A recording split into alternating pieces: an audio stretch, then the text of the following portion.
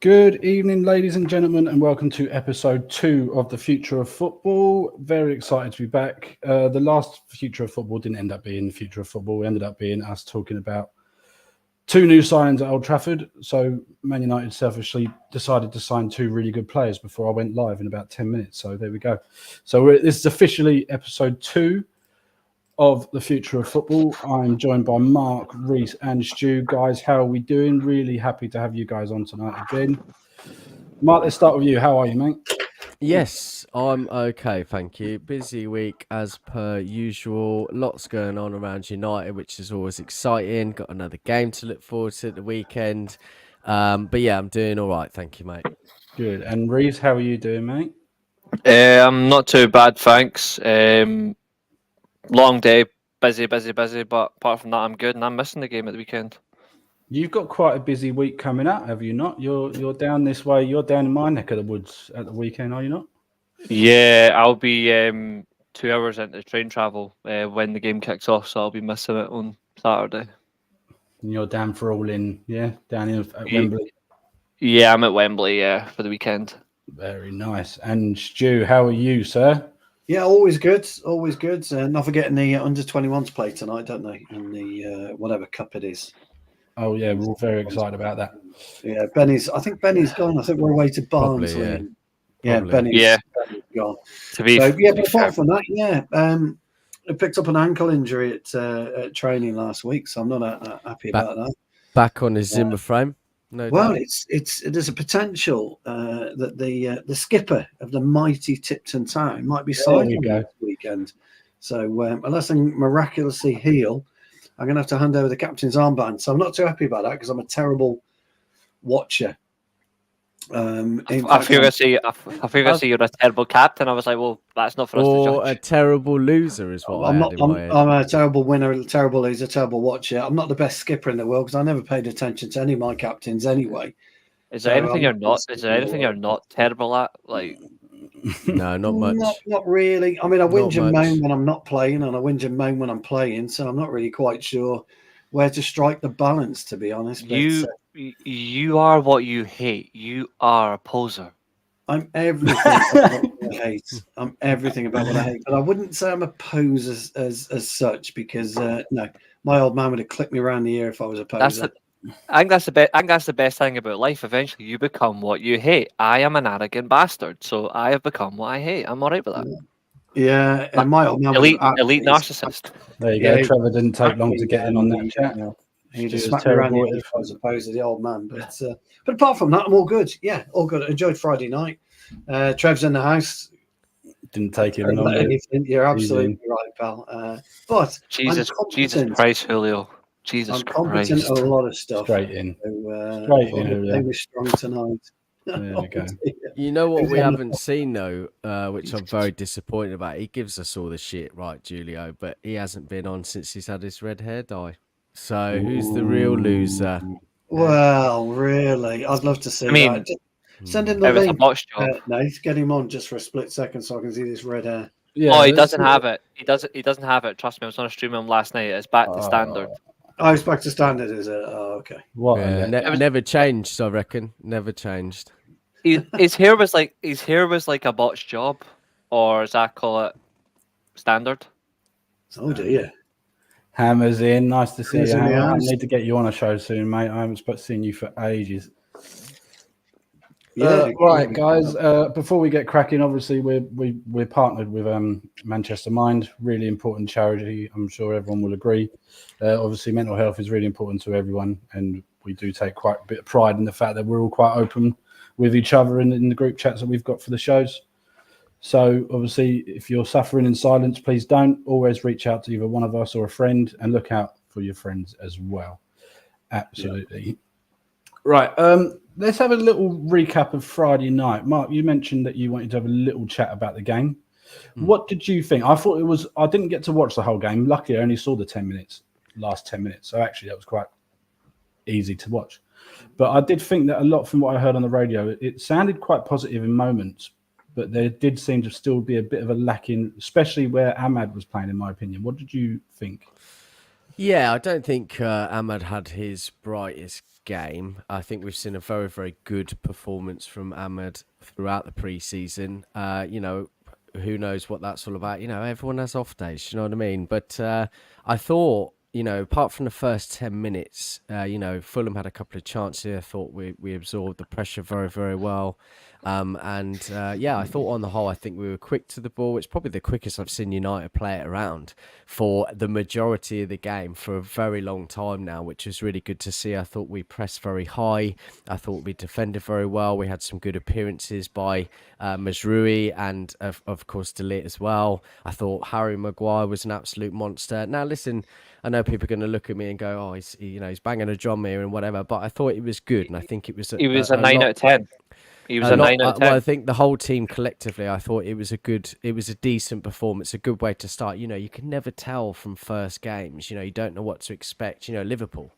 Let's talk about them for a minute. They were very abysmal in the first half. And we need to congratulate them, actually. Sorry, you just brought that up because they've obviously won the Premier League now, going by how they've reacted to beating the recently promoted Ipswich, beating them 2-0 with an abysmal first half performance. But they've obviously won the league now because they're all celebrating as if. But yeah, go on, Mike, as you were.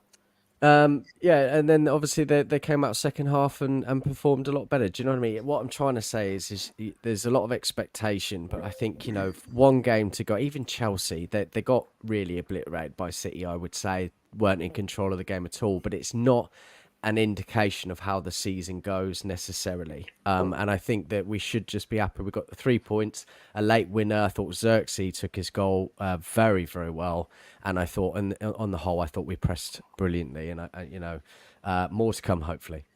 Yeah, I thought it was definitely a poacher's goal, which is exactly what we've been looking for. It was exactly what we've been desperate for the last few years. And to get that little nick on the end of his boot to get it into the bottom corner, that's all we needed.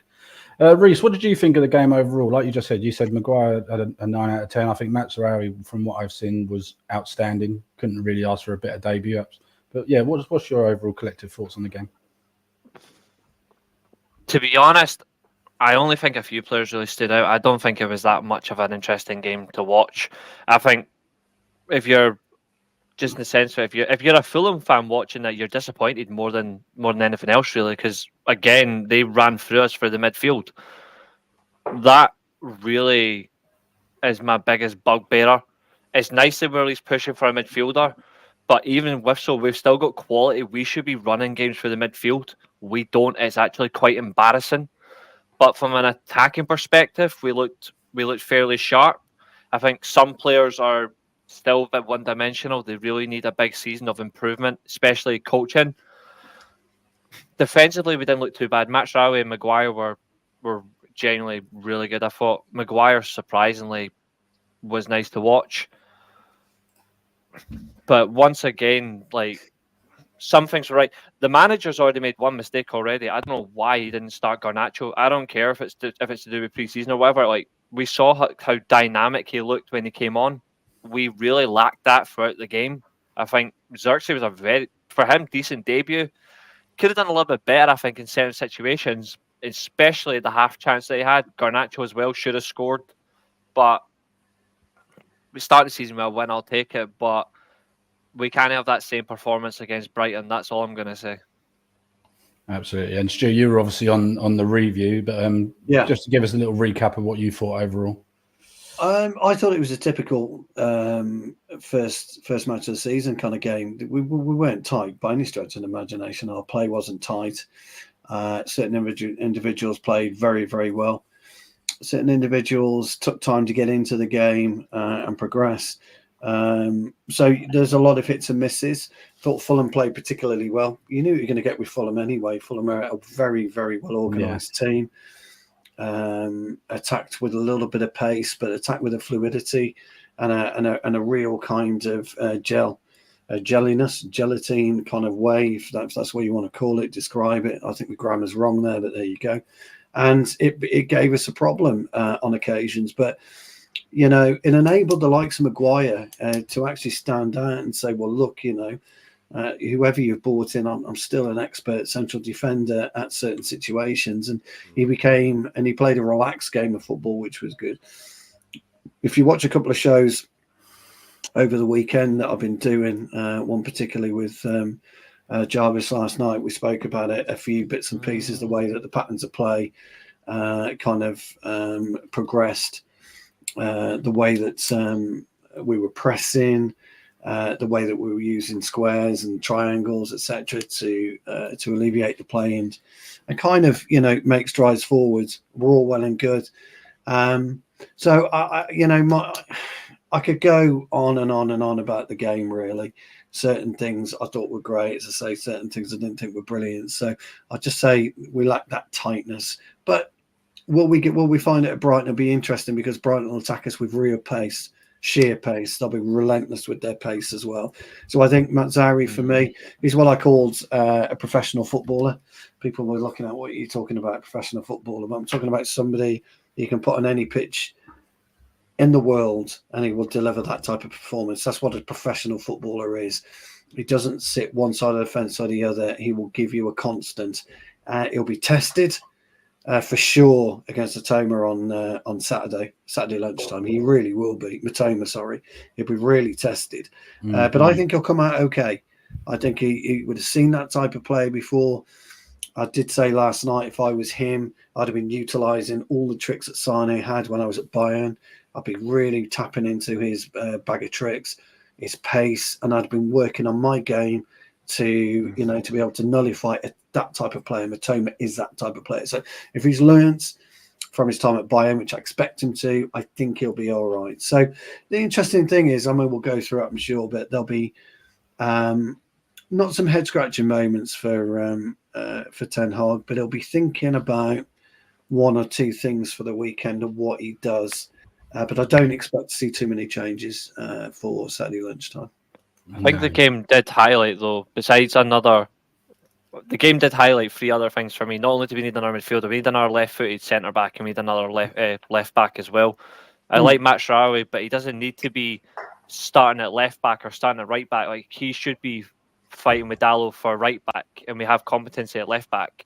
I think, even both on the field, though, it's still good to watch. I like the two of them, but we necessarily don't need them both, I think, to play on the field at the same time.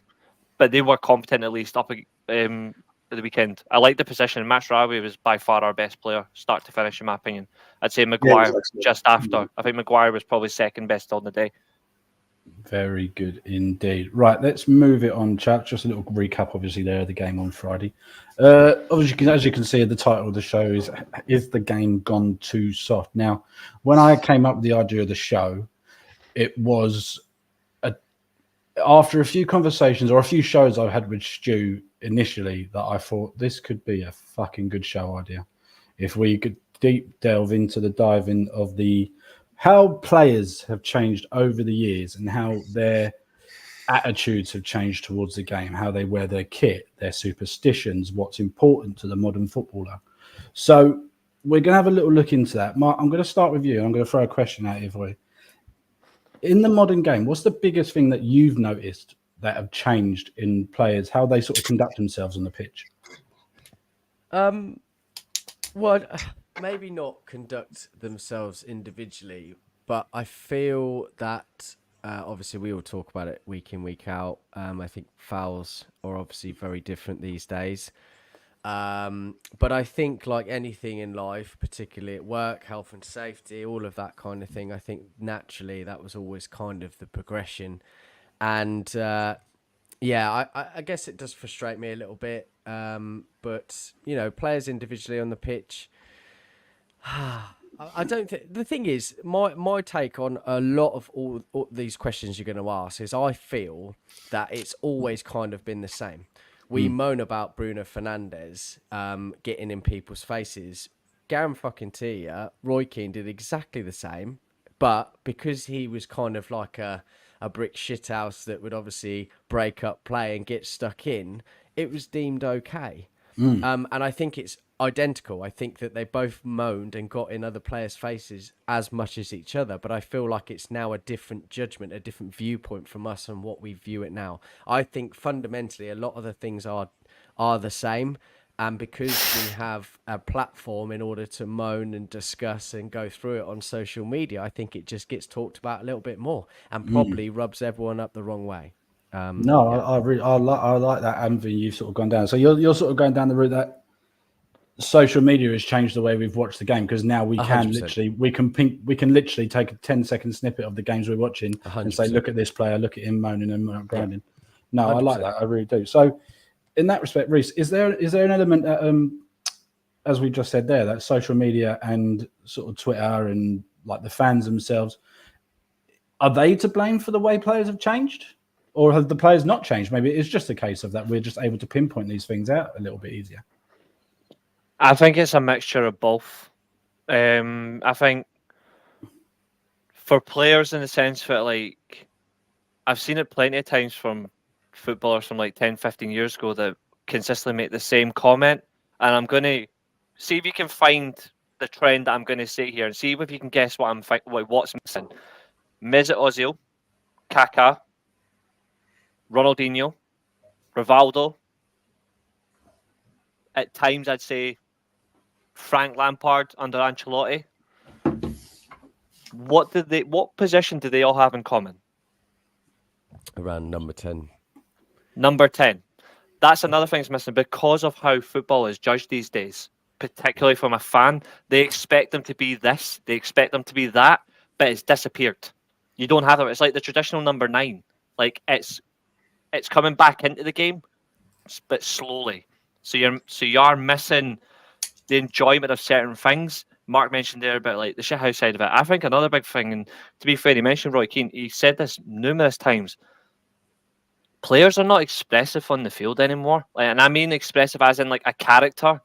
Now I've had the privilege of like seeing Roy Keane live up here as well as etc. But I've also had the privilege of seeing Gattuso live, and he's another one. Like, he lived his heart on his sleeve, but he was also a character.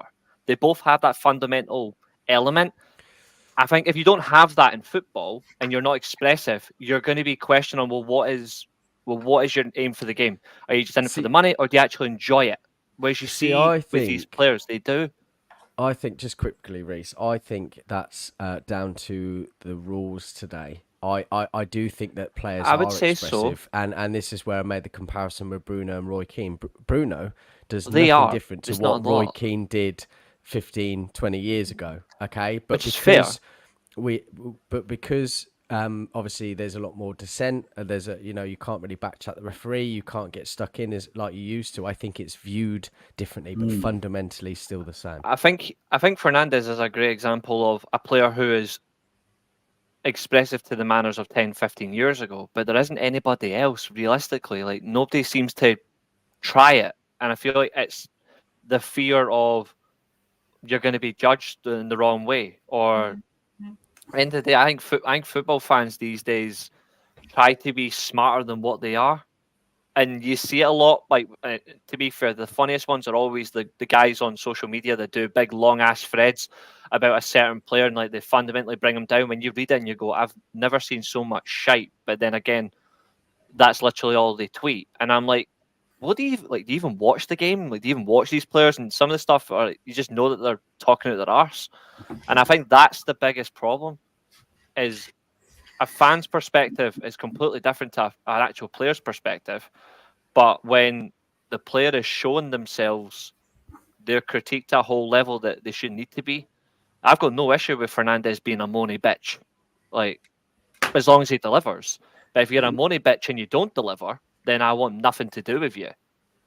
But there's other players who just don't even want to show, like, a smile nowadays is critiqued heavy, which is insane. Like, if you're happy on the pitch, why should you be criticised for that? Do you expect them to be angry all the time? I don't. Like, I want to see a player show good, positive energy. If they need to get stuck in and be aggressive, then go for it.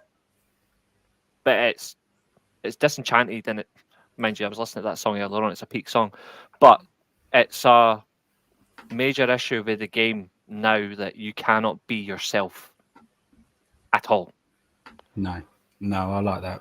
Well done, Reece. I really like that one, actually. The way that you sort of avenue, and the fact that the players haven't changed. The same with you, Mark. It's actually thrown a curveball to what I was sort of thinking. Like, it's actually opened my eyes a little bit. Like you say, like, obviously Roy Keane and like Bruno Fernandes are sort of similar players, but it's just the way that the players are viewed nowadays. Stu, so I'm going to throw this one at you, and you're more than welcome to rant. But is there anything about modern footballers that actually does grind your gears? Well, fuck me. Where do I start with that one? Jesus, the whole aspect of modern football grinds my gears. Everything that they do as soon as they get out of their car and walk straight past fans, don't stop for autographs, don't stop to really talk to the fans anymore. The way they come in with their stupid headphones, their Louis Vuitton fucking carry bags and things of that nature. People might think people might think that's small, but to me, it's just arrogance. It's all about the personification of a footballer. They built themselves into this fucking godlike status with fans, and it actually started. And Mark was on a show with me 3 years ago now, maybe even 4 years ago. It's been that long that me and Mark have been doing this, and I talked about. In fact, I was the very first person to bring up legacy fans, if you remember, Mark.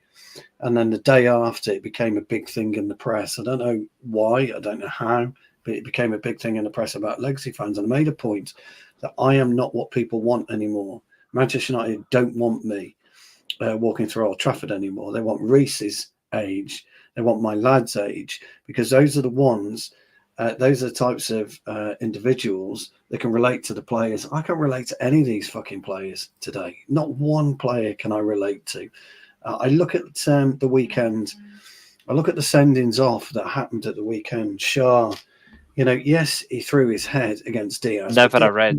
No, Diaz went down like he'd been shot. And the problem is that both Reece and Mark speak eloquently about the physicality of the game anymore. And it isn't there for a number of reasons. And that is your primary reason. If you walk past somebody and stamp on his ankle 15 years ago, you'd have been fine, no problem. Players have got to get on with it. They've got to stop rolling around like they've been fucking shot or stamped or anything of that nature. They've got to stop embarrassing themselves. You'll remember really well this. I mean, I'm not going to use the Zidane example from the World Cup. I'm actually going to use one prior to that. I mean, look at Leonardo in '94 on Independence Day. He elbowed that American player in the face and broke his jaw. All he got was a free game ban. Yeah, exactly. I mean, I'm not. Brazilian elegance, by the way. I'm not advocating that type of thing. But what I'm saying is that the more you do this, the more you roll around and the more you dive around, then players are going to get scared about doing a basic 50-50 challenge anymore, which I can't remember the last time I saw a full meaty 50-50 where both players went steaming in and both players got up and walked about it. You can go back to the late 90s, the mid 90s, when Vinnie Jones was siding people down, at chest level. I'm not talking about that type of stuff. What I'm talking about is the basics, getting hold of a player. So when you're standing in a corner, being able to get hold of a player, put your arm around his throat, and he's got his arm around you and the ref's letting that go, because that is what football's about. You should be able to fight your way around a football pitch. This isn't anyone trying to be a hard man or a tough guy or anything like that. It's the basics of football, because the way that it's changed, when I was 7 years old and I was kicking a ball about, my ankles would always hurt, my feet would always hurt because the pitches were terrible, the balls were heavy, they were soaking. Nowadays, you're playing on carpets, you're playing with modern technology footballs, modern technology football boots, modern technology socks, etc., etc., etc. I understand that football has evolved and changed in that way, but the actual mechanism of football hasn't. It just hasn't changed one little bit. You've still got 11v11. You've still got the same dimensions of the football pitch, the same goal dimensions, and the object is still the same. It's to score more than the opposition. What's changed is when FIFA became, and it blew up, and then you got kids, we would always talk about a 6 and 8 and a 9. You don't do that anymore. It's always a CDM. He's always a fucking calf. What the fuck's a calf? Who gives a fuck what a calf is?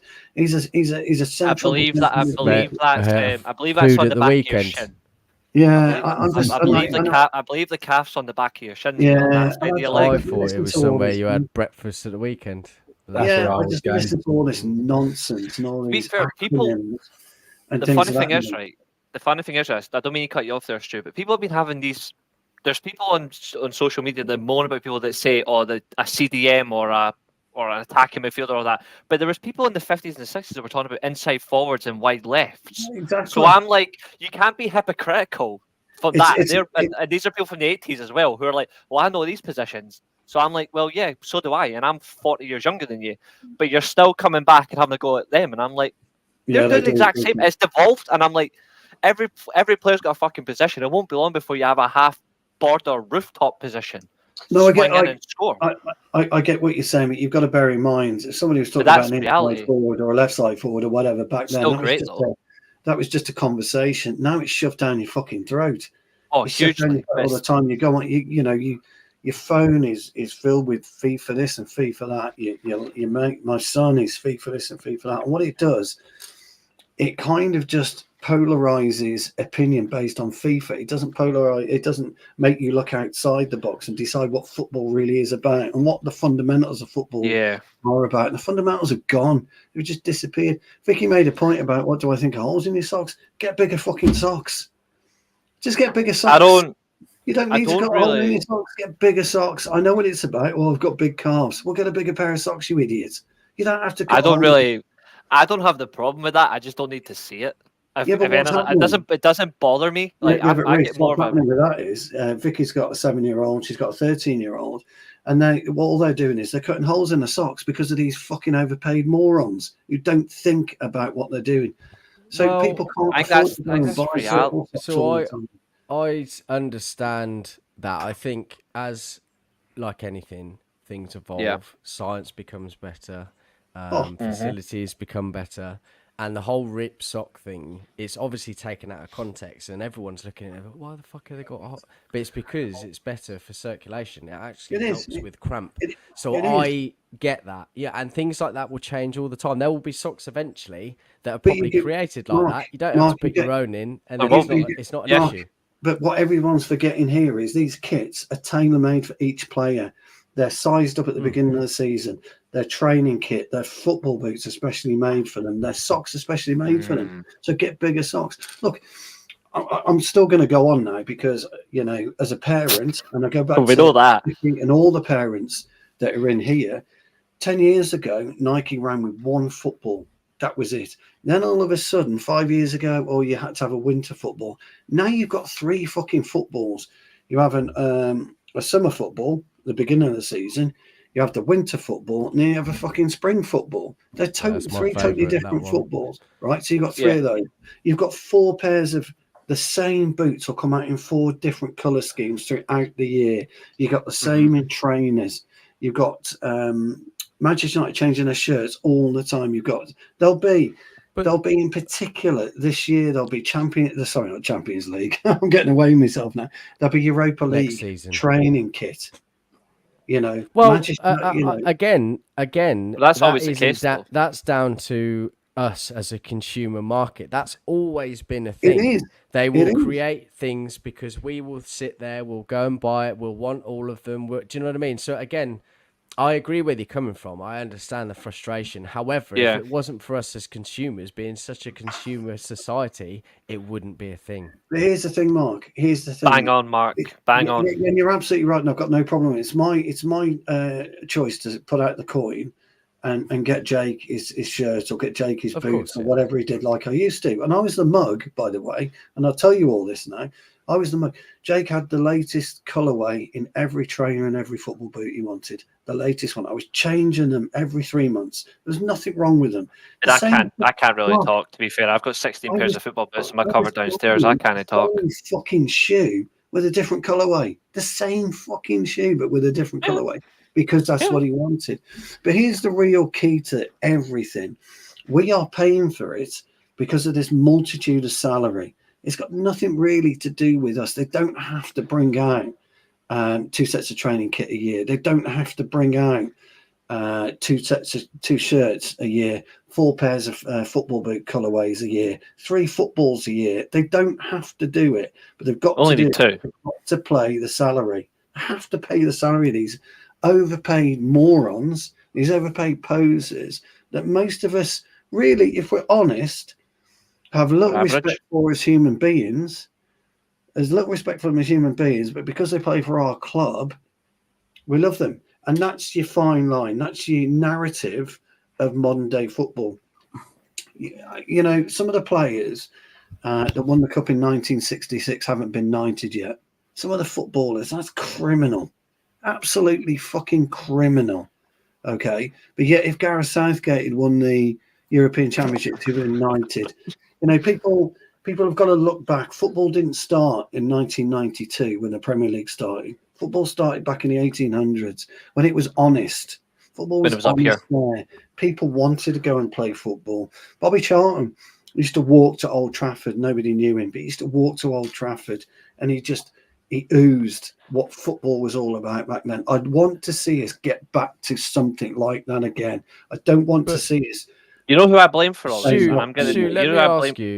Let me ask you, what is football nowadays? Can you answer that question? Because yeah, I can. I understand that football was the way it was in that day. Again, they didn't have, like Bobby Charlton, you're talking about walking to, maybe he didn't have the means, the ability he wanted to. Do you know what I mean? All these types of things that we can't, there are all these variables that we don't really think about.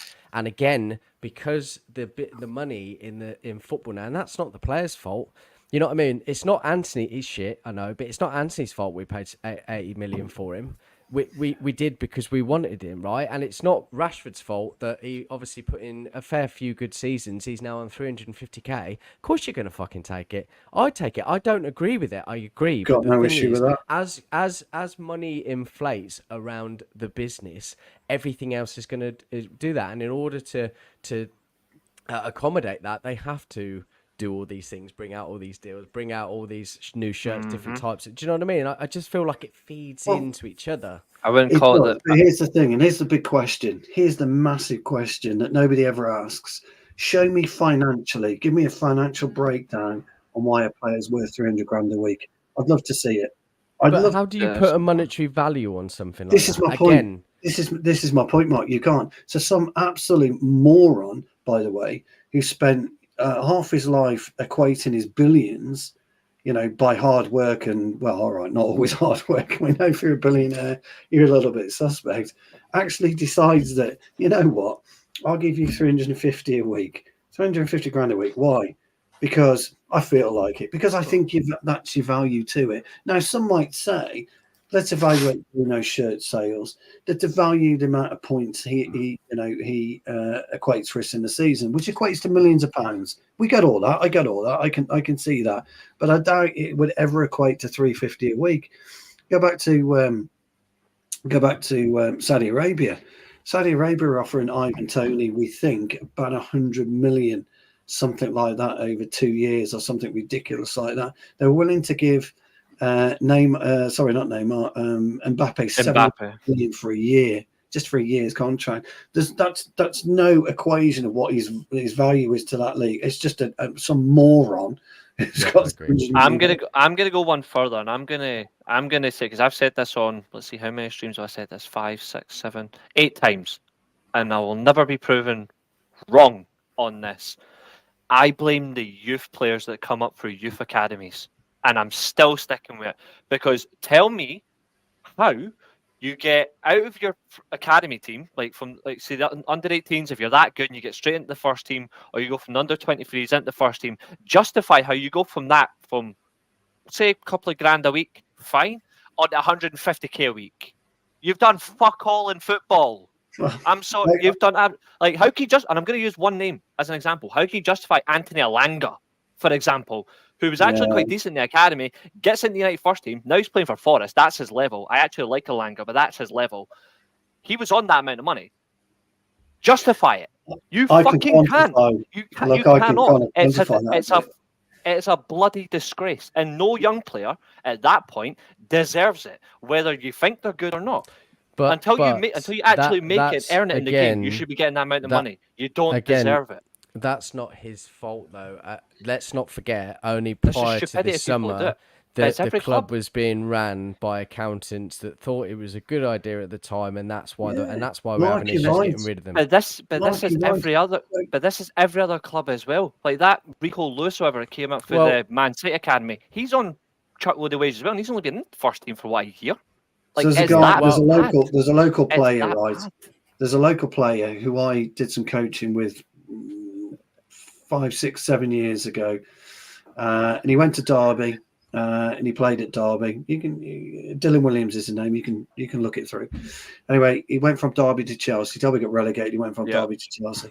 He was offered a deal at 15 grand a week at 18. Put up in a £5 million house. He's now got his loan to. He was never going to break through Chelsea in a million years. Never had a hope.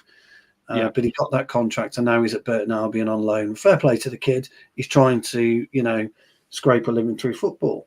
And so we should be, but he's trying his best to make it. You don't get this now. You can look at the mess that Chelsea have got themselves into, if you like. I think you're going to get players suing Chelsea sooner or later because they can't. Don't give Mark ideas. Don't give Mark ideas. Well, I think you'll find that. But ultimately, what I'm trying to say is, what I mean, hand on heart, and I genuinely mean is, football is no longer the game for the average man. It's gone, and I know everybody says it and everybody thinks it, but it's true. It's gone. It really has, and it's a real shame. What you call it now? I won't call the I don't call football the beautiful game anymore. I call it. I just call it Moneyball. That's what it is. Like it's not the beautiful. It's not the beautiful game anymore. It's Moneyball. No, and I want to see, by the way, Reese, I want to see the old-fashioned, Mark knows this, I want to see the old-fashioned number 9 back. I want to see Zirkzee and Hoyland play up front. I want to see us play 2 up top. 3 at There's the only back. a few in the Premier League. If you judge it like a traditional number 9, there's only, 2 or 3 potentially in the Premier League, and West Ham just signed one of them. I know, but I want that back. But what you were saying, by the way, I just don't think that's feasible, though, Stuart. And it's not from our perspective. I think that because the game has changed, it's more reliant. One sec, Nathan. Sorry, Brian. No, you're hosting, but because Barcelona. It started at Barcelona. The way that they form, they have their formation and the way they play football. 4-4-2 just does not work against it anymore. You just break down 4-4-2 too easily, and that's why it's now moved to having 1 or 2 CDMs, and you've got 2 outlets at the wide. You're right, Mark. You've got to be an The insane managerial tactical. The interesting thing about that is, if you look back in the 60s and the 70s, Everton were playing floating 9s with the likes of Alan Ball. Just as an example. And by the way, just for everybody who doesn't know, he was one of the first players to wear white football boots. That happened in the fucking 70s. In the fucking 70s, I had a pair of white Adidas, I think. But these formations are nothing kind of new, really. And I know what you're saying. Everybody thinks Guardiola is the fucking messiah, and he just isn't. Well, he is for bald people, but. Well, yes, sorry, Nath. I know you want to get in, mate. Apologies. Sorry. Fucking hell. That was a good little debate, though. Honestly, that was genuinely brilliant. That was fantastic. All I'm going to say, Nathan, the reason you haven't spoken so long and deserve it is because of that bloody monstrosity that you're wearing. I wore that when I knew you were coming on, and I looked in my drawer. I thought, you're an asshole. You're an asshole. What does that mean? This is We the Ones. It's a wrestling shirt. Yeah, as Reese very much is a member of the bloodline. He absolutely loves Roman Reigns and all that lot. He's definitely up there. Yeah, absolutely. I know you're anyway, let's not get into that. Bit of breaking news for you, chaps. Bit of breaking news for you, chaps, very quickly. Cole Palmer has won PFA Young Player of the Year award, just announced in the last 10 minutes. He does deserve it. He does deserve it, to be fair. Yeah, I'm happy with that. So, yeah, after all that, brilliant chat. Honestly, I know I took the piss a little bit by not saying anything, but I did genuinely enjoy that. It was brilliant. No, don't apologise. We were getting rinsed in the comments, by the way. Yeah, you're all right. Vicky, brilliant. Trevor, Hammer. Yeah, honestly, we're getting hammered, really bastards. Hammer, I'll check out when I reactivate my account, mate. I've not been on it. To be fair to Trev, he probably had me on mute. That's his. That's what he said earlier. He did say that at one point, actually. He probably did. I'll fucking speak and I'll just mute it. There we go. You know what? I was going to say, you know how you said earlier on about, you said about the game going soft. There was one actually I wanted to bring up, and there's a big element to how game has gone so soft. The Haaland goal against Chelsea, how afraid Cucurella was to actually put his foot in front of him, just indicates how soft it is. He's actually afraid to put his foot in. Why did That the is keeper not come out and good. absolutely smash Haaland to the ground? Probably Anyway, because he didn't want to bring him down though for a pen. I think Love you there's too, two Charles. sides to it. Sorry, Nathan. That's the go element ahead, of mate. the game. We're Sorry, going to Nate, move on. you're No, right. we're gonna move on because we're running move out of on, time move now. on. Chaps. Sorry, pal. No, don't apologise. That was brilliant. Honestly, genuinely mean it. That was Fred's absolute. fault. No, it's all your fault. I'm going to blame all of you. Let's move on because I genuinely really did enjoy that and I really appreciate that. We're going to look into the transfer window now and dive into that sort of thing because obviously we've only got a week or so now, just over a week until it closes. 10 days, I think, something like that. Yeah, 30th. And Yep, 10 days. with the sense of the show being the if, buts, and maybes of football, right? So, is there an argument, Mark, that should there be a transfer window, or should teams be allowed to sort of trade all year round? Because could clubs argue that it's a restriction of trade in that respect, or? Well, I think, to be honest, I don't know what it was. Stu would be able to fill that in probably back in the day. I think, obviously, we didn't even have a winter window for a long time. But I think it does 2005, I think. So I think we do need to. I do think it needs to be broken up. I think fundamentally you have a squad, and you need to work with that squad. That's part of the competitiveness. That's part of you get injuries, and then you have to work around it, and you have to change your formations, whatever that might be. And I think that's all part of it. Can be frustrating at time, obviously, particularly with United and a lot of injuries last year. Chelsea had the same. Can be frustrating, but I think that things like that, you have to be regimented. Otherwise, again, when it comes to the footballing pyramid, you've got the larger clubs that are going to be trying to buy all year round, and it doesn't kind of put a stop on that. Fundamentally at the moment, Chelsea have got 40 odd players or whatever it is, which is absolute mammoth, and they would continue to do so. And I think you have to have a window, and 2 I think is perfect. I don't think that needs to change. I don't know how you would police it otherwise. I think it would be almost impossible. So for the sake of like sporting integrity, you would say that it's a case of we do need a transfer window because the big boys will just scoop up. Yeah, I think integrity. I think competition. I think for the players' welfare. I think that you need that competition. You need to know that you're obviously signing contracts, you're staying, you're earning money, and you have the opportunity to make sure you fight for your place in the team. So yes, I think a whole host of reasons really. No, I like that. I do like that. Reece, so obviously Mark was sort of advocating the idea of 2 transfer windows. What would you say if we just removed January? Do we need a January transfer window, or does it matter? I actually would get rid of it. To be fair, I think it was Arsene Wenger that said it eloquently, 2010, 2011, when he says like the January transfer windows there just to give any club who needs the extra advantage at the end of the season, it just gives them it. I think Mark was spot on in terms of like policing it, but I don't think necessarily you need the January transfer window. I think there should be an emergency window if you have serious injuries and you need to bring somebody else in, like a loan window should be fine, but that should only last 2-3 weeks. I don't think you necessarily need the January transfer window at all. It doesn't do much anyway. We've seen that. Only one club's generally benefited over the January transfer window in the Premier League, once or twice, and that's either been United or Chelsea. But it's mostly been Chelsea, but it doesn't really come to much. I think it should just be summer to say the start. Like I would go 1st of July or even the 1st of June, perhaps. I would do the 1st of June till the 1st of September. That's 3 months. That's the summer. It's maybe 2 or 3 weeks into the season anyway. It still gives you a chance to add a little bit further, but I would stop. But what I would also do, and I think it should be governed by UEFA and FIFA, it should start for every single governing body, such as the Italian League, La Liga, should be the Bundesliga, Ligue 1, the Portuguese League, the Premier League. They should all do it the exact same time because they will finish a week or so after. Some of them start a couple of days after and finish a couple of days later. It should all be at the same time. I don't think necessarily that should be involved, but I would 100% go to the January transfer window. So I think the January transfer window was put in place for injuries and also the Bosman rule, which we always forget. That was long after. That was long after though. Like the January transfer window's only been around since mid 2000s. I don't think they necessarily need it. I think there used to be a loan window. Like there used to be a 2-week loan window period, and then they just got rid of it. Like this was like after the main transfer window ended, the summer window ended. You had 2 weeks to do like any loan deals still to register, and then after that it was gone. Like it just doesn't exist anymore. Yeah, absolutely.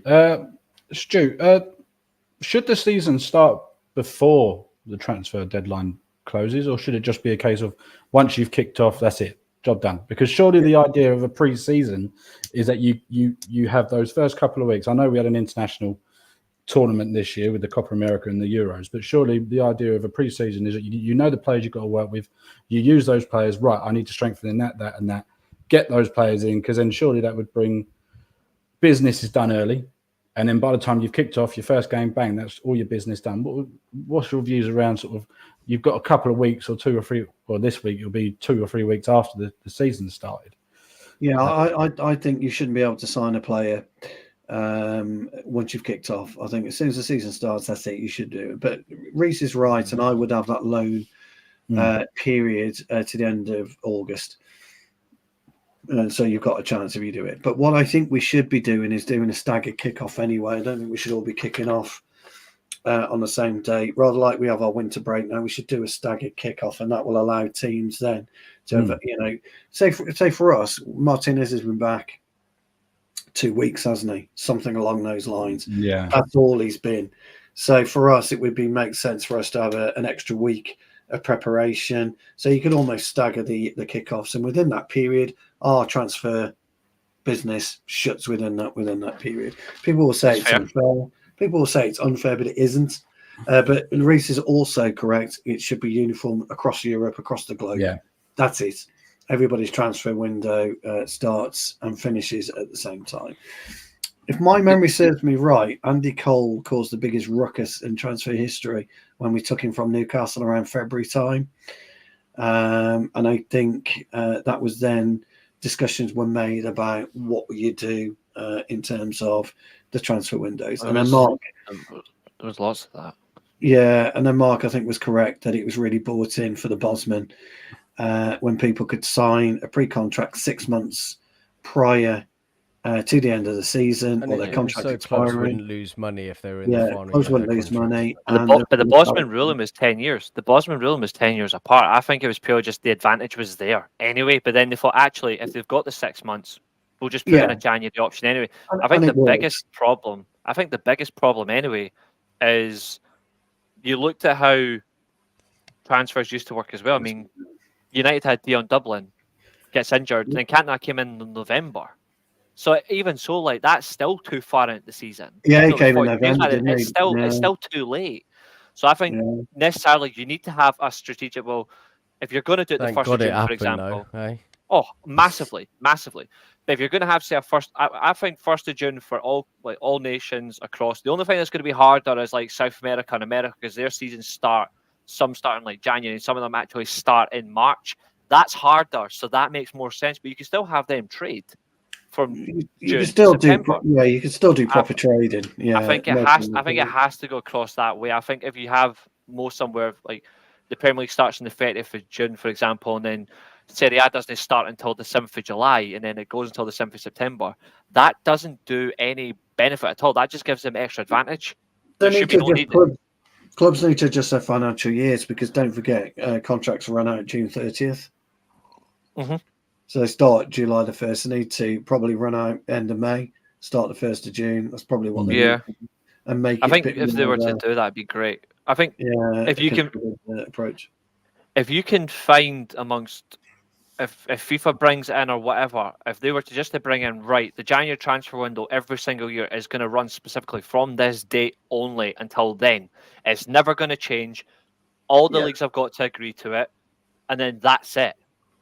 After that, I think you'll actually see clubs actually show more initiative as well. We'll see who actually really wants to be effective in the January transfer window, who's going to be like lazy at the beginning, who's going to take their time. But you're also going to see who. I still think it's funny now that people have got the conversation of who wins the transfer window. That means nothing.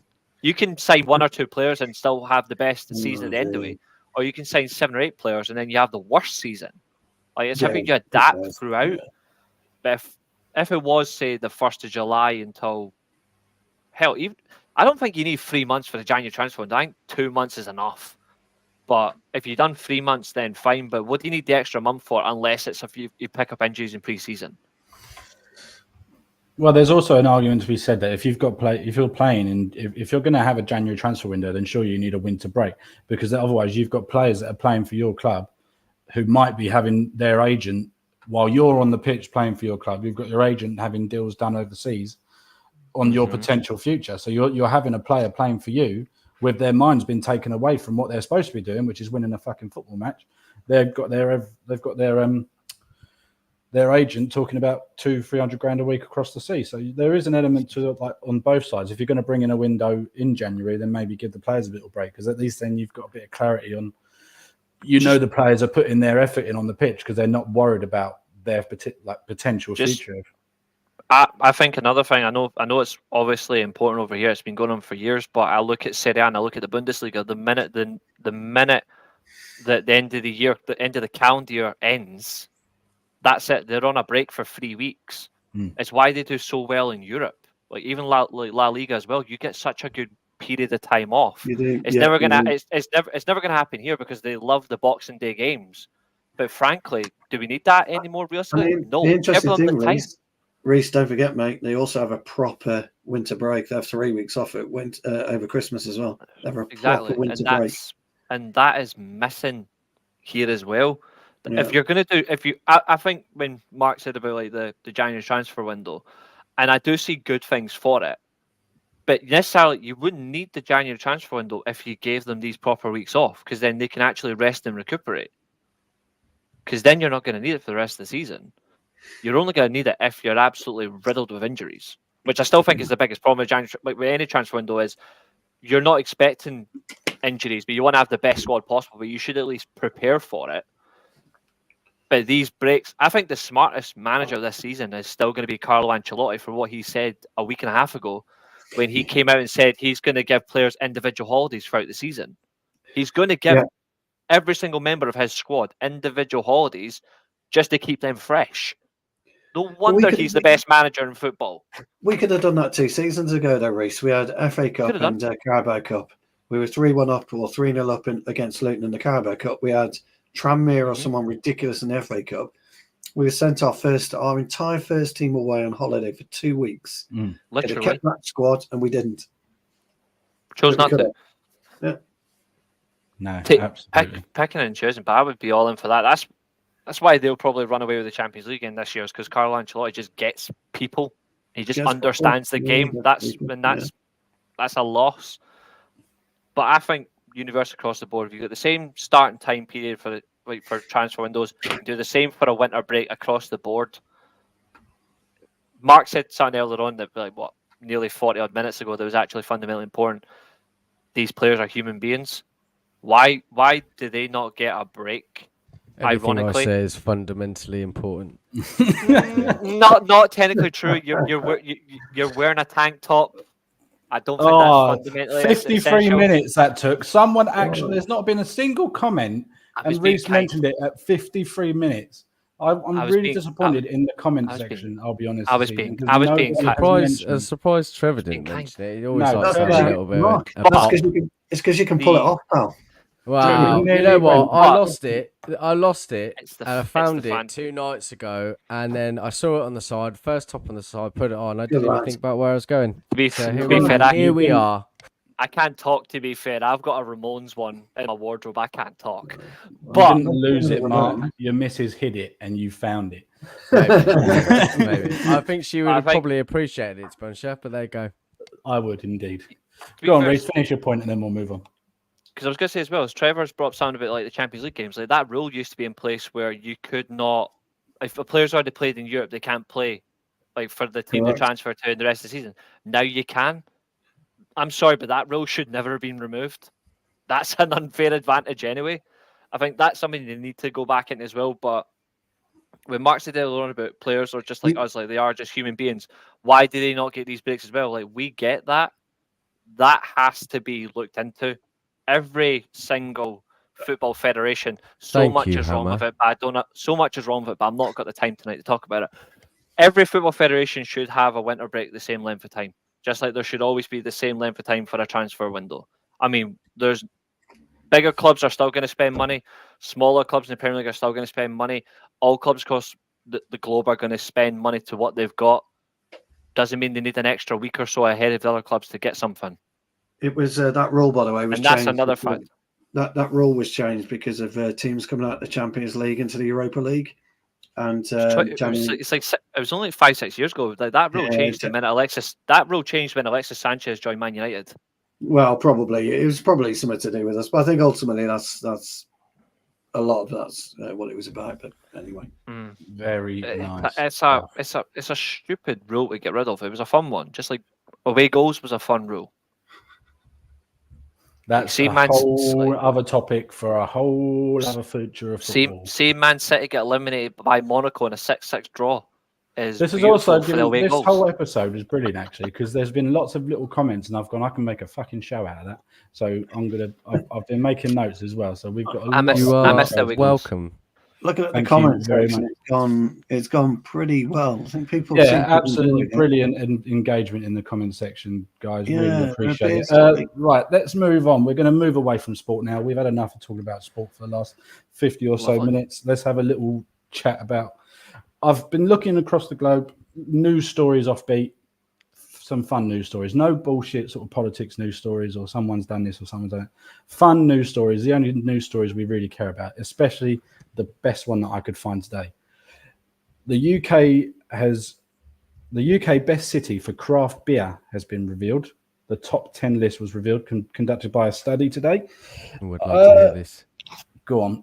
Who's a lager drinker, first of all? Are we all? Don't mind it. I'm partial to a lager occasionally, more so recently. Yeah. Yeah. Stu, what are you? You're a brown beer man, aren't you? You've got to be a brown beer man. Too right. And Guinness. Yeah, he's a cocktail man. Yeah, pina coladas by the beach. Sort of thing. Well, I have. Cocktail, cocktails. Yeah, just don't get me started on them. So I'm gonna. What do you reckon? So there's a top 10 list here, and it's cities. It's not like part. So the whole of the UK. What do you reckon? Who do you think's in the top 10 list? There's a someone here that surprised me. I've got a feeling they probably got it wrong because they won't be taking into account the microbreweries that you get in villages. There's a lot of really great microbreweries in villages. But maybe they're included within that remit. Maybe they're included around the city that they are, perhaps. Well, I'm going to go with the best little microbreweries in Iron Bridge, so I'm going to go Shropshire. I've got no, unless this is a part of Shropshire. I've got 10 here. Yeah, go on. I've got. I reckon Birmingham's got to be in there. Birmingham's not on the list. I don't think there's. I'm going to go on a limb. I'm going to say Glasgow and Edinburgh are not named. No, they're not named either. There is a Scottish city named. There is a Scottish city named. No. Dundee. Oh, really? Nope. Okay. See if you say Stirling. I'm coming to find you. If I give Stirling, I'm coming to find you. So number 10 is Winchester. What? Oh, yeah. Down south near Basingstoke. Yeah. Absolutely. Apparently quite a few microbreweries, like you say there, Stu. Quite a few little places and quite a few micro pubs serving good old I hope the barcodes are not in this. Number 9 is Lancaster. No. I can see that. I can see that, to be fair. Number 8 is probably all of our favourite city, Manchester. Well, yeah, we can live with that. We can live with that. That's acceptable. If we get 8th this season and win a trophy, I'll be all right with that as well. So there you go. Number 7, Inverness. Fuck off. Yeah, there you go. I know no. Inverness, he said. Yeah. That is bullshit. Number 6 is Durham. Yeah, I can see Durham. I can. I can see Durham. It's better than their nice little geography lesson, this, Nathan. I like it. It's nice. Away from sport, just good old fashioned chat about craft beer and calling Reese a pussy. Why have I got horrible feeling that Liverpool's in the top 5? Where did that come in here? Liverpool is not in the list. No, they weren't. Thank God for that. Disgusting. You've got to be going down the west coast. You must be going down the west coast. Number 5 is Worcester. Cardiff. Oh, no, Worcester. No, Worcester's. Cardiff, I agree on. Not far from us, similar distance to Worcester. Yeah, we're not far from Worcester, are we? Like 50 miles, 45 miles. Please don't say Essex. No, Essex isn't it? Number 4 is Salisbury County. Salisbury. Salisbury. Yeah, okay. Yeah, I can live with that. Yeah.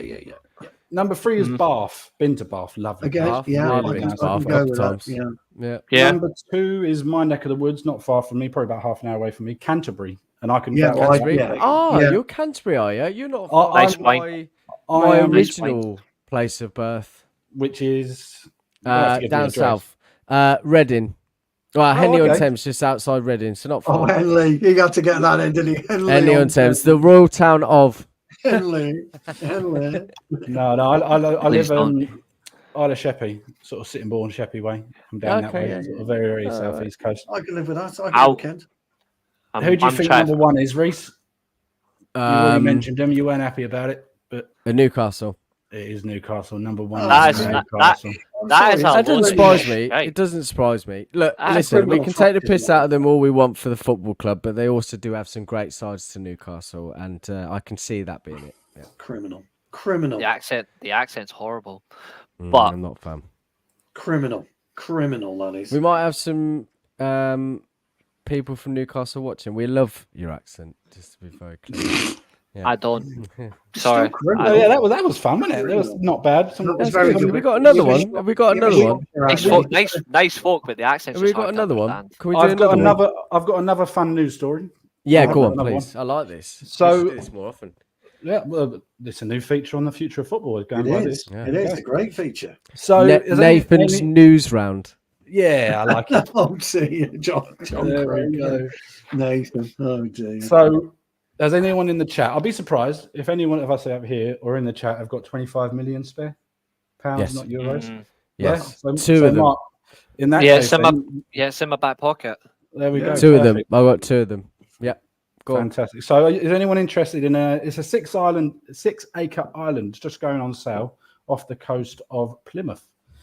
Oh. No much? guide prices on it at the moment, but the renovations on the 22-room hotel are around the £25 million mark. Yeah. Where do I sign? Comes with its own private beach, and the added bonus, it comes with 15 ghosts. Oh, Really? perfect. There you Sounds go. like my dream, mate. Let's. A Right. haunted hold on. island I- off the coast. That of sounds Plymouth. like a dream, mate. it's- Where do I How many sign? ghosts are friendly? That's what I want to know. How many are It's friendly nick- ghosts? How many It's called nicknamed- Casper? Well, there's Casper. Yes. How many are called Casper? It's nicknamed Drake's Island, so as in Nathan Drake. Not the old not explorer. not for much longer. Be Mark's Island. Uncharted. Uncharted. Yeah. I would Yeah. say I think that is the sort of island that either Epstein or Donald Trump would want their hands on. Or It would suit yeah. suit them peacefully, yes. or any Yes. or any other corrupt politician. So any Well, Mark crikey, that's Story's all pills. of them, isn't it? So They won't be 600 allowed on yards that off island. the coast. 600 yards off the coast of Plymouth was used as a military base for hundreds of years. Nice. 18th century cannons are included in the Oh, price. lovely. I'm, Perfect. Yeah, I will. I- I will I'm a- shoot Reese. Have you got plans I will to- shoot I'm a- Reese. I'm a history You could, buff have fan, a man. nice, you could have a nice castle with a drawbridge, couldn't you? Yeah, and then you could build your own. You're not private invited. way. You're- And a little You're not. fort. I'm actually. I want a That sounds fort, January. actually I really good. want a fort. Yeah. Plymouth isn't too bad, to be fair. I mean, the football team's shite, but It was sold in 2019 for £6 million Well, is that all? for the whole island. But That's the perfect. Perfect. 6 mil. Just Mark is going in think at it's 6 mil. 6.25, Yeah. isn't he, Mark? Could buy 6.25. Easy I could buy- peasy. I'm Actually- going tomorrow. Actually, I'd start at 5.5. I would. 5.5. Yeah, I can would. bu- Yeah. So Easy. you're telling me. So you're telling me I can either buy this island or I can buy a 1972 Ford GT40 that was in Le Mans. Yeah, I think I'm going for the Ford GT40. No, I'd buy both. Let me tell you a little Yeah. story about that, Reese. Let me tell you a little. That's Don't the fuck cash about. over it. Don't fuck about. Buy both. Be done Let with me it. tell you a little story about the 1972 Ford GT40. Many moons ago, back in 2017, when I was at Le Mans, and I was doing a few bits and pieces at Le Mans. Sorry. Beautiful, beautiful Le Mans. Le Mans beautiful. We had that exact car. It's worth millions. That car is. Oh, And when I it's say millions. It's worth millions. And we had that car. We had that situated in a display piece. So I was over there with Gulf Oil, and it was in the Gulf Nice. colours, as you'll remember. And Yep. it does start occasionally, but we ended up pushing that through the streets of Le Mans at 2:30 in the morning because we couldn't get it going, and you couldn't risk. oh yeah. So we ended up Which- pushing it. At 2:30 That's the beauty of it. But it's in that nature of vehicles that you would just love to get your hands on. It's just glorious. Like I would spend Well, I was 25 million very on. lucky to even touch it. We had to wear gloves, Oh, it's beautiful. and look, you weren't allowed to really. What a poser, honestly. I know. I had to have white as well, fellas, white gloves. And here's the fucking kicker. hell. I bet you had rips in them too, didn't you? Circulation. Well, as you do. I mean, you got to do it. If you're going to style it out properly.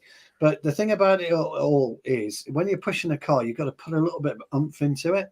Now, GT40s weren't particularly heavy anyway; they were lightweight supercars.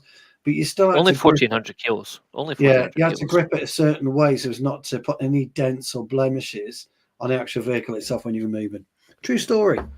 It's just the same as like a Lance. It's just like a Lancia Stratos. Like if even just the slightest of heavy touching and you've snapped through it. It's just, but they're still beautiful. Thank I've you, got Stu. I've got loads of stories. Like Thank that you, Stu. I'll be able to sleep well tonight, mate. Thank you. I'm gonna rewatch this episode back for that. What I think, oh my god. See you later, Vic. For you know those view... YouTube channels that you sometimes put on at night when you need something to go to sleep to, and it's like I don't know, whatever it might be, 3 hours or whatever to make you fall asleep to. You've got one right here, hour and 6 minutes, and us 4. I'm gonna say mine now because now you mention it. So obviously, I've got a little girl and she goes and stays with the mother-in-law when we're both working. And when I've not got the wife in bed with me, I really, really struggle to sleep. Not because I love her or anything like that, which I do. But you know, you're a bit now. You want to get that on, Jesus.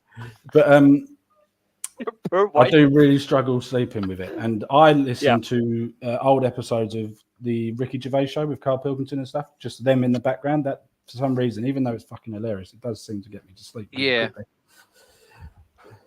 I'm waiting for my wife to comment now. She doesn't. She watches the last two. She is going to kill you. Not watch this. You're going to be in trouble. You are, dude. No, you are dead. Like you are dead. I'm nice when you met. Yeah, that's all you got to grip it, Stu. You had to grip it. Well, you had to basically use your palm. Whoa! Right. Sorry. So you're doing that. So it is delicate, like the panels at the back of the. But to be fair, though, Hammer, with my immense power, it was no problem. So don't panic, pal. Don't panic. Jesus Christ. To be fair, and I think that's the element is like there's an annoying thing of like if you just cannot get to sleep, how do you drop yourself off? Not to, like, and to be fair, I just go back and put the full mugs on your YouTube channel. That's what Nate's going to call it, isn't it? The 4 mugs. Yeah. If I'm not watching a film, I'll watch my old streams back. Yeah, I normally tune into the weekly Steel Chair. Oh, where's Mark gone? Oh dear. Mark's away. Mark's away. He's dead. Oh, he's away. He's dead. No worries at all. Anyway, guys, we have gone over. Who gives a shit? It was a good fun, really good laugh. Amy, thank you, mate. You're the host. It's all right. He's here. He's back. Here he is. Where did you go? My internet was really choppy. It was some dial-up for a second, almost as slow as Reese. We're going to wrap it up now. I think it's time to wrap it up now, quickly. It's time to wrap it up. Mark, where can we find you? Where can we find beard grooming tips on any social media accounts you've got? And where can we buy that tank top? I don't tend to give beard grooming tips. However, for you and Trevor, I'm more than happy to. So yeah, you can find me on Twitter, obviously, at Mark Biggs. Nice and simple. I don't really talk a lot on there anymore, but here we go. And Reese, you've obviously got a busy week coming up. So have you got a weekly Steel Chair episode coming out this week and prior to All In? Or yeah, I'm hoping to bring one out on Wednesday. And Trev, to be fair, Mark hits the shots, but it's always blanks. I fire live bullets. I feel like I'm pretty good at taking a piss out of people. But anyway, got a few laughs, so that's all that matters. Absolutely. But yeah, one for me on Wednesday, and I've got my theory test on Thursday before I'm down traveling on Saturday. So it's fun again. I don't know why you've told everyone that. Look, listen. I wish you the best of luck, and I'm sure you'll be absolutely fine. But I could not be sharing shit like that just in case it didn't work out. I got no fear. Pass, I fail. All I'm going to say, Mark, is what's a theory test? I know, mate. Not back in our day. Fucking bastards. That's what they said. I'll get in the car and drive illegally. That's all I did. I've had to do to be fair, I've got to get where I am. 4. I've got the mentality where I think that like you should just be measured on your driving ability. If you run someone over, then you shouldn't be driving anyway. You'd be fucked, Reese, if that was the case. I'm a good driver, thank you. So I'll clarify why I've taken 4. So I did my normal car theory test, and then I had to do a CPC theory test for my HGV driving, and then another HGV theory test, and then 2 hazard perceptions. So there you go. I'd like to put it on record. I would probably fail anything. Me too. Because Me too. I'm too long in the tooth. Some of the shit they ask you is just totally irrelevant nonsense. Oh, it's crazy. It is ridiculous. All health and safety. On my CPC thing, the certificate professional competence. The game's gone. Game's gone. Absolutely. They were asking me, walk around your vehicle and tell me where you can hide drugs.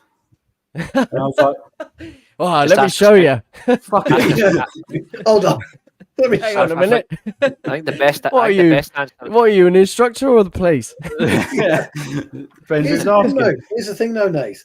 I don't have a CPC, and yet my license allows me to drive 7.5 ton. Only for leisure use. It changed. Class. You have to have a No, CPC. I've got grandfather rights. Yeah. But if you want to drive professionally now, Of course you have. Oh, I don't want to drive professionally, but I can jump in a 7.5. Absolutely. Bus or whatever. Reese, what are you able to drive then on your license now? What colour is your license? We have no pass mine yet, but to be fair, what I drive is just absolute beauty anyway, so I can't really say much. Is it just a car? You can't drive dick anymore, can you? My fucking stuff at the back of mine goes that far. Reese can. I can drive anything. I just drive that. Yeah. Stu, where can we find you? What are you up to? You can abuse me at Stu Woolley at any time if you feel fit. I'd like to say that he's finished. He's finished. Yeah. Listen to this, but definitely heard that, Nath. All I want to say, Lindsay, all I want to say is, if you kill him, you're finished. There was unprovoked comment. No one told him to say this. Yeah, we had nothing to do with it, by the way, us three. It's nice to have the support of a loving wife watching not for me. Late listening to this, loving support of your wife. That's sweet. Hey, listen, better late than never, right? Yeah, absolutely. Guys, on the network this week, we've got real good shows coming out. Obviously, we've got the preview and the review of the Brighton game. We've got you're on the preview, is that right, Reese, with Dara? Friday, yeah. Yeah, and then you've got Amy's on as well, isn't she? Yeah, I've got a mission for that. Yeah, you're going to make her believe in Joe Hendry, I believe. Yes, sir. And we've also got Talk of the League this week, I believe, with Evan and the gang. And then obviously we've got Stu and Mark, or Mark and Stu, whichever you want to do it. Oh, we're both back. Both back this weekend for the I'm just laughing at 7 p.m. Just laughing at Hammersley's commentary. Yeah, so actually, it's a good point. On Saturday, we're not going to do it straight after the game. So for those of you still in the chat and obviously watching later time, we're not going to be doing it straight after the game. We're probably going to be kicking it off at 7 p.m. Good idea. Make sure you come back after the game. Your emotions gone. We can have a nice little chat about what we thought of the game on Saturday, 7 p.m. You could properly digest as well. Yeah, Hammer, if you want in, let me and Mark know. Nate, if you want in on that, pal, let us know. Jarvis, you're in the show. If you want in on that, pal, let us know. Anyone who wants in, let us know, apart from Trev. Anybody. And Trevor too. Trevor too. No. Yes. To be fair, I think if Hammer's on, he'll be asking you, Stu, about that hand motion. Yeah, what was I doing? I don't quite know what he's on about, but I'm sure. It's just rewind it. I might have to. Yeah, I might have to. Guys, it's been a pleasure. Thank you guys for watching. Everyone, please like and subscribe if you've enjoyed the show, and let the big bosses know that you want more Future of Football, because it helps me out as well. Brilliant, Absolutely. Guys. Thank you very much, and we'll see you all soon.